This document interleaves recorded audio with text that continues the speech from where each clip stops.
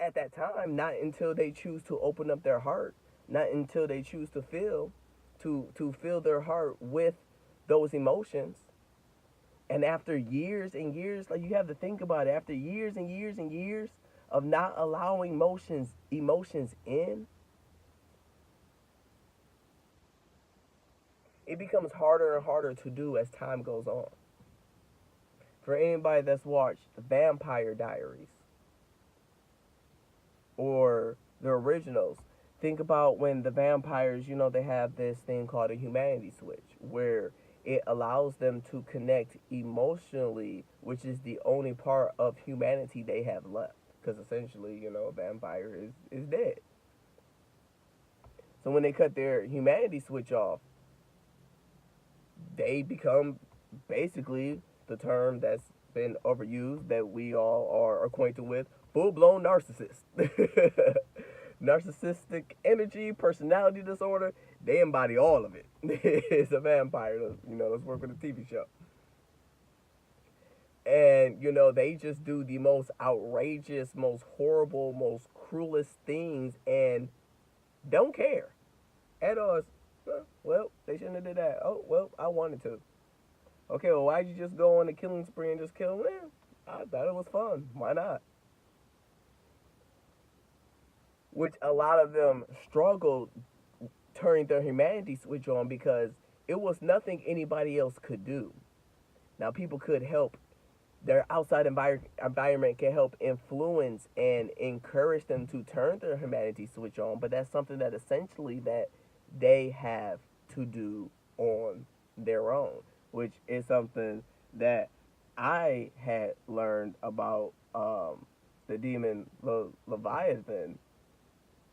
I was taught that in the group that I was in, that with Leviathan is the only demon that cannot be exorcised out, because essentially that's something personal that has to be done by that individual and that individual only. Nobody else can do it for them.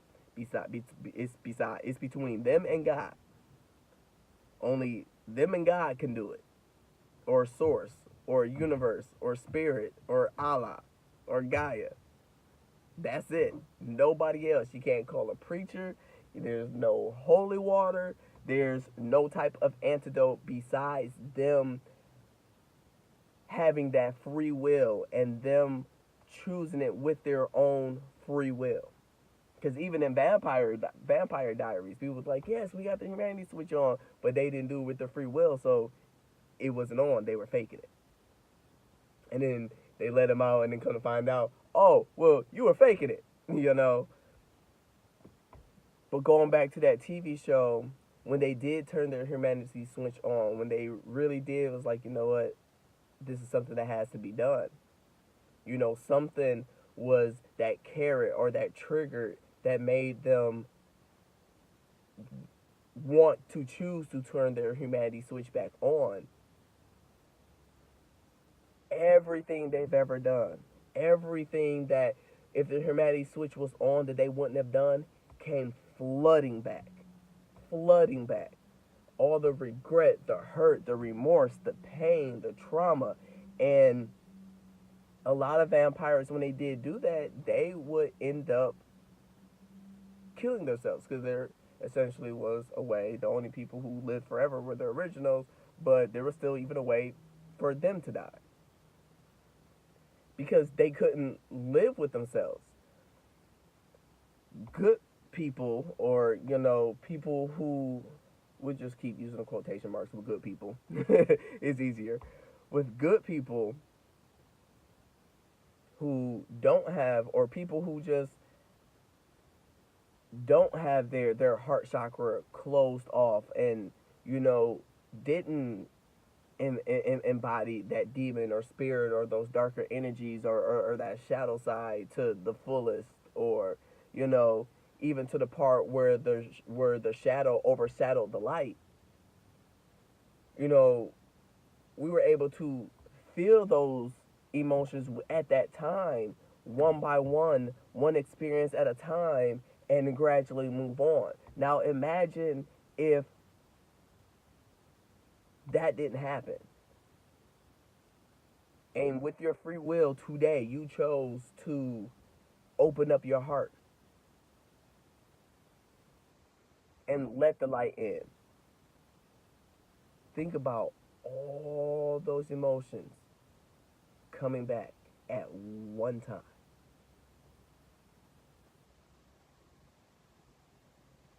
And I know a lot of strong people. I consider myself to be a very strong person.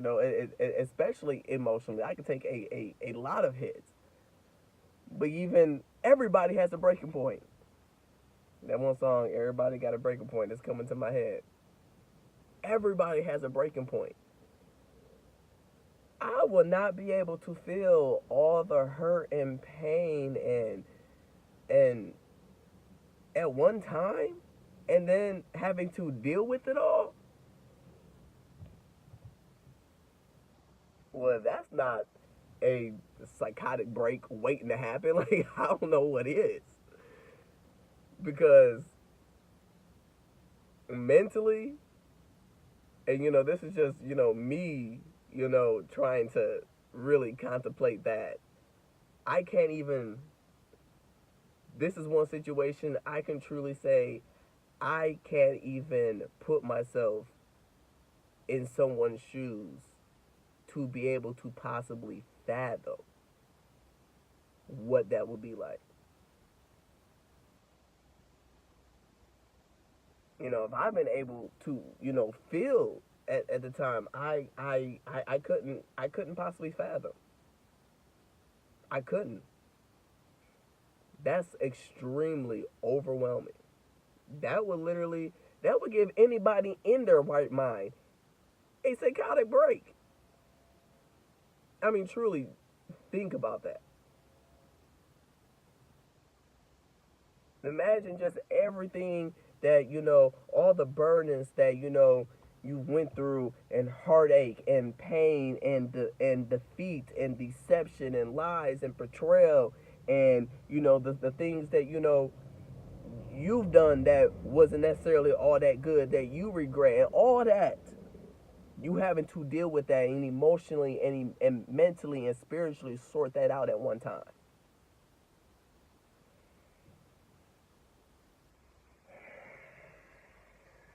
You're gonna have to call on Jesus to take the wheel, because Jesus gonna have to take the wheel, the car, the axle. He gonna need the whole thing, the whole thing, not just the wheel. Just take the whole vehicle, because Lord, sweet baby Jesus, mother of Nazareth, I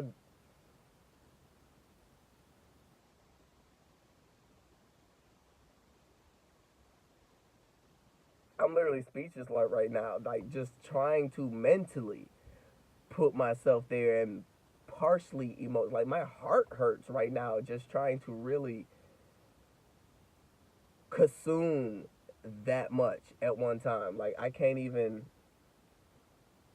do it. Hold on, where am I? I mean, because I just thinking about it, just thinking about it. I need to get some spray. That's peace, joy, and prosperity. Yeah, cause matter of fact, we even gonna spray a little protection, courage, and balance. Cause Lord have mercy, that would be a lot. That would be a lot, a lot, a. That's a lot. That's a lot to deal with at one time.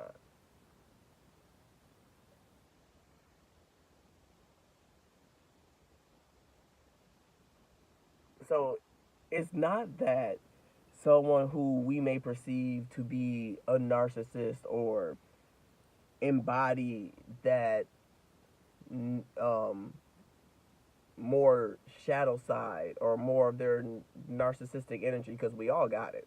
That's our shadow side. It's not necessarily completely 100% that they don't want to, but it's truly, you have to wonder. Well, some of them just don't.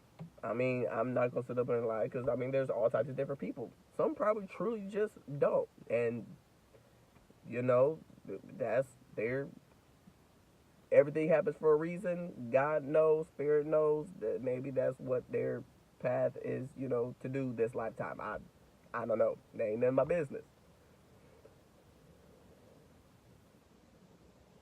But for those who we do see that do sometimes get down, and I won't say the ones who are complete 100% full blown narcissists, but those who do have that little sliver.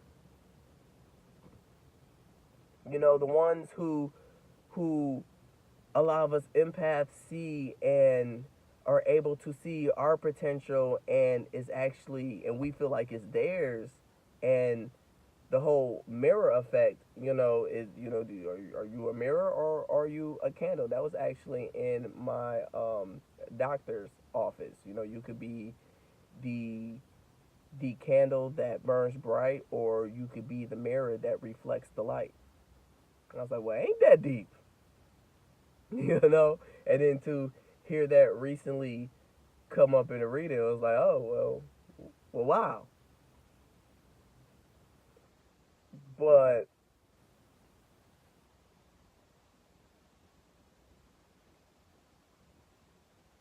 because we did attract, and they do feed, off of our energy and everything, but we saw something, something, something.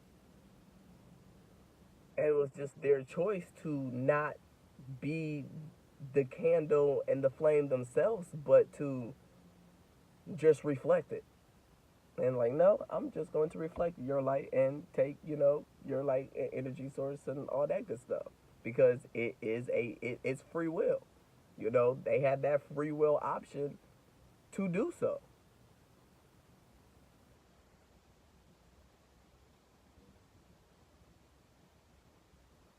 And I mean, it might even sound crazy for me to say this, but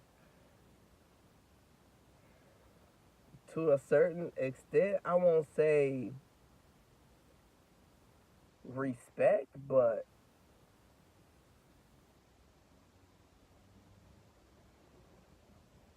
that's a shadowy strength that I kind of have to respect to a certain extent, because that takes some type of strength to not want to feel some type of mindset that I can't possibly grasp or fathom. And it's not, it's just, that's why I'm trying to use my words wisely in the choice, because it's not necessarily, but it's a dark power. There we go. Thank you, Spirit. It's a dark power that I wouldn't, I just, I just can't. But my heart is open. But my heart was closed. I can see why they choose to go forward in the path that they've already been embarked on for so long, because having all that flood of emotions come back at one time, and now you got to sit there and deal with it and move past it and learn your lessons. And I'm not laughing in that manner, but it's like a damn. It's that kind of chuckle, like, oh shit. Excuse my language, but I feel like that was very appropriate at that moment, like, because I mean, if you're trying to logically or even put yourself mentally or emotionally, to get that flip perspective of it, that's probably what you're thinking too. Woo, man. But that's deep. But that's deep, because even still, that's something that I wonder, just passing by the people that I do pass by, that I came across a guy who was in the military, and mentally he's just not there anymore. You can tell he's not who he was, because he had to have some sort of balance to be in the military in the first place. They do give psychological exams upon entrance, and and when you leave out as well. Or even those who are on drugs or have any type of addiction that is extremely detrimental to them mentally, spiritually, emotionally. And I mean, any addiction can be, but I mean those what we view in Western society as hardcore addictions, like heroin, crack, cocaine, alcohol. The mentally ill. Like, what it makes me wonder, what happened that was that painful, that hurtful, that made you want to, with your own free will, choose to take that route to completely opt out. Because how I see that now is equivalent to you ripping out your heart in Once Upon a Time. If we were in Storybrooke, that's basically what they would have done. There was no drug epidemic in Storybrooke. They just had magic and ripped hearts out to make you check out in that type of manner.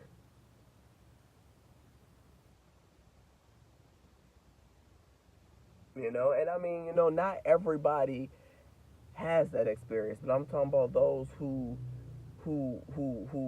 did. Because I mean, people use drugs and outlets for various types of reasons. But those who,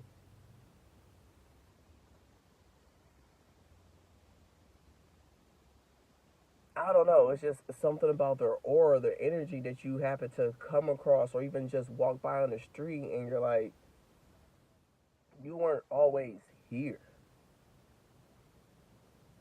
What happened? Sometimes, a lot of them, live too free and too wild, and too much of a party life. And, events led to events. And, some people, like, I actually had a cousin of mine who became an addict to heroin primarily on accident. All he did was, smoke marijuana, and somebody who he didn't necessarily agree with, they had their differences and wronged each other, laced it. I know somebody who had a situation where, they were living a little too free, and, wasn't an addict on anything, and was drinking with people that, they really shouldn't necessarily have been around, and got slipped liquid heroin. And it's, and stuff like that does happen. There's people that go out, that just go out, they're very balanced, and end up and get slipped a date rape drug. Like, stuff like that does happen. Now what makes those people, that's a whole nother category of bad people that I'm not trained nor licensed to get into that psychological aspect of it. I just work on the spirituality of things, spiritual experiences. I'm not licensed or trained to even, and I just don't want to go there. That's I go tap a little bit into the psyche, but that's not what I'm necessarily called to do. And it just makes you, really, really think about that. For those who do reflect, like, why are you choosing to be a mirror? And because I do know, people that had been involved in that type of situation and embody that energy. And, I had personal experiences and situations, and yeah, it became, unhealthy and codependent. And it was one of those situations where it was like, okay, you know what? I can't save you. And that was a lesson that I had to learn. Like, I can't save you. I see your potential, but potential is completely different from actuality. And that was something that was a big lesson that I had to learn. Without Cancer energies, I was naturally a overgiver. And, but even though realizing now that, it's a reflection of my potential, when a lot of us empaths do come across those people, they weren't that way. And yes, it could have been a mask. But even if that was a mask, it makes you kind of wonder,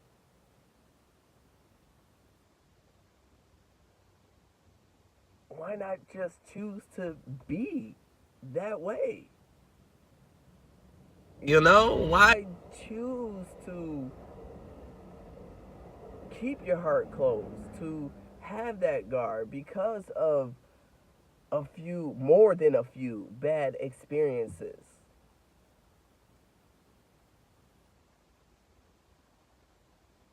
I mean, I can say I've had my heart broken several times, but, and it was, sure was not fun. And yes, it hurted like I don't know what.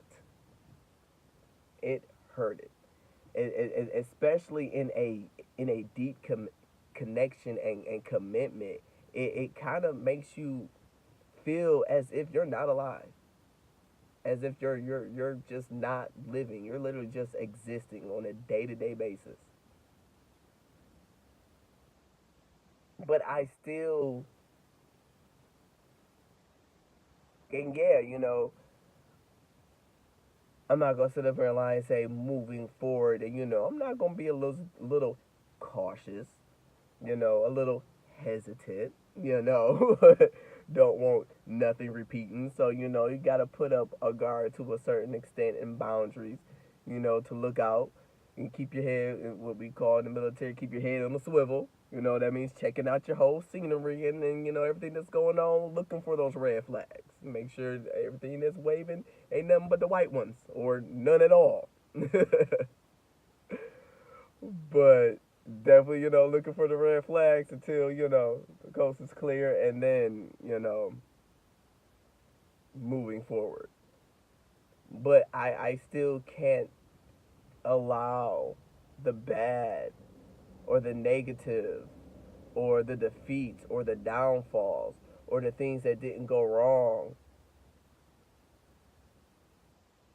affect my future, affect what could be, affect what is to come.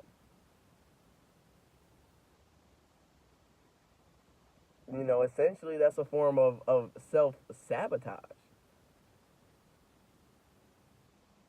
Not, and by doing so, a lot of times, if we do have, that guard up and we do come into, because even when you have your heart broken, it's easy to come into a new situation, new experience, a new relationship, and miss out on an opportunity or a chance to start anew because we were still, dwelling on past hurt and pain and things that didn't work out right, and for whatever reason, they were just a leaf and not a tree, and they weren't supposed to be there for a lifetime, and things that didn't serve us, because everything that doesn't serve us and letting go of things that no longer serves doesn't necessarily have to be like, oh well, yeah, that was easy, well, yep, you're bad for me, nope, I'm done. No, sometimes it hurts. Sometimes it's things and people and experiences and places and who, what, when, where, whys that we do have a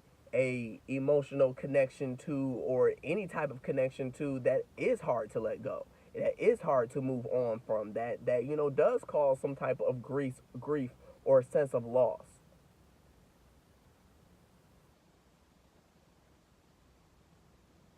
But sometimes we get into other situations and we miss out, so to speak.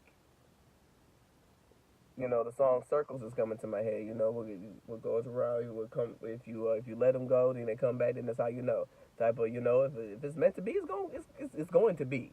You know, Nothing that the universe, God, source, spirit has for you is going to be.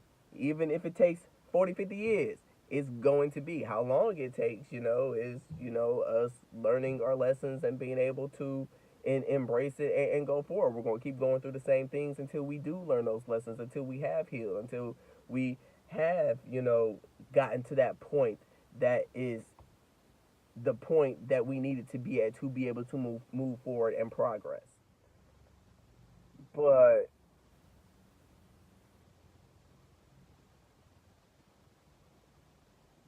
I still couldn't allow it to stop me from winning the war. There was plenty of, going back and remembering the few things I did pay attention to in social studies, that there were some things that you completely lost so many battles that it looked like there was absolutely no way that they could win the war. Like, one of my favorite cartoon shows growing up was Underdog, because it was a little puny old thing, but when he needed to be strong, he was like, no, there's no need to fear. Underdog is here. And I love that, because even if you go back into the biblical aspect of things, that goes back into the meek shall inherit the earth. And, those are people that, we tend to underestimate. And you look back and like, well, how the heck did you get there? Or how, or the story of the tortoise and the hare. That was primarily the moral of that story. Slow and steady wins the race. Like, yeah, you can rush to something and rush, but you get so used to, oh, well, I'm the fastest, I can get there, and I can do it. And you come to an obstacle, or a new race, and you can't necessarily go as fast, or you have other stuff that you never encountered before, and it's slowing you down, or things have come to you so easily that you're like, oh, I can take a load off, and then next thing you know, you were dying to try to get to the finish, and then you end up, you know, losing. It's just because stuff has come easy before in the past doesn't mean every single situation is going to be that same way.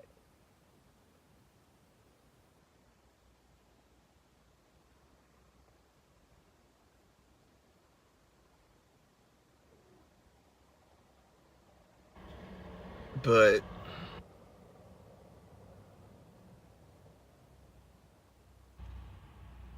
why good people have to embody and well, not embody, endure so much,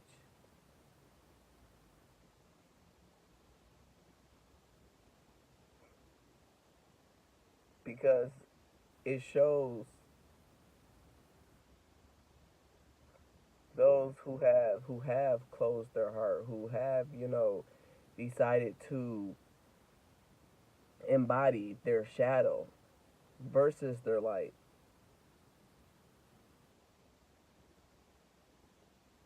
Well, that was well-rounded way to round this off. Like in Once Upon a Time, good always wins. To show and prove that the light always outshines the dark. Dark doesn't shine. It's just there. It can be pitch black.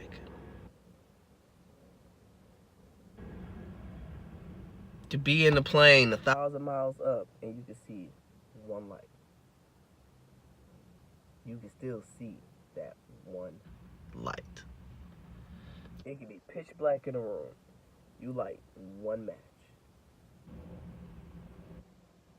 It's going to illuminate so much that wasn't illuminated before. Light always outshines the dark. That's why good people, or people who embody the light, go through so much. Because regardless of what shadows come, regardless of what darkness, what storm, we keep prevailing. Even if we can't see it, even if we can't understand it, even if it feels like we still going through it. You know, sometimes we get to the end and be like, man, you know, I did make it through. Sometimes we end up needing to get a life raft thrown to us and be like, man, you know what, but I did make it through the worst of the worst. Like, man, you survived, but yeah, but you threw me a life raft. But yeah, you still had the will to keep living. If you haven't watched any of those shows, I Shouldn't Be Alive. As much as those people wanted to give up and die because all they thought all hope was gone, they thought all despair was gone, they even lost hope at some point in time. But that little strength, faith of a mustard seed, that light, that endurance, that will, that drive, that essential life force within them to keep living to the very end. Like, they're not going to, it was like, I'm not going to die on my own will. Something's going to have to take me out. Was just enough for them to survive. And sometimes, to be able to live, we gotta survive. To get to the point where we can live. And even in between the moments of survival, those few breaks, those few moments that we do get, even if they are short-lived, and you feel like, yeah, but as soon as I get a break, something else happens. You are still able to live in between. Even if they're short-lived, cherish those moments. Because those moments is what's going to get you through the surviving times.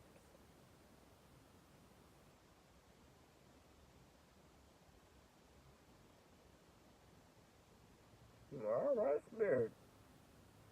But that's why, even if we can't truly logically understand it, some stuff is just not for us to logically understand and logically embrace and have a clear cut understanding. Some stuff is meant to be unknown. Some stuff is just meant to have that magic factor. That God made a way out of no way factor. That I never would have made it. that Fantasia, even angels learn how to fly.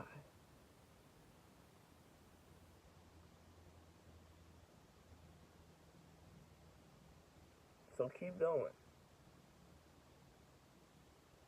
We have that light, and although it might seem heavy and burdensome, it feels like we're not going to make it. Sometimes we think we're approaching water and it's an oasis in the middle of the Sahara Desert. And even if it takes 40 years to get across that desert, we can get across it.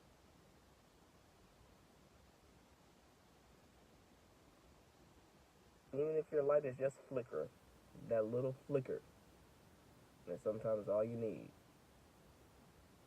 to see where you're going in the dark. Even if you gotta feel through the dark,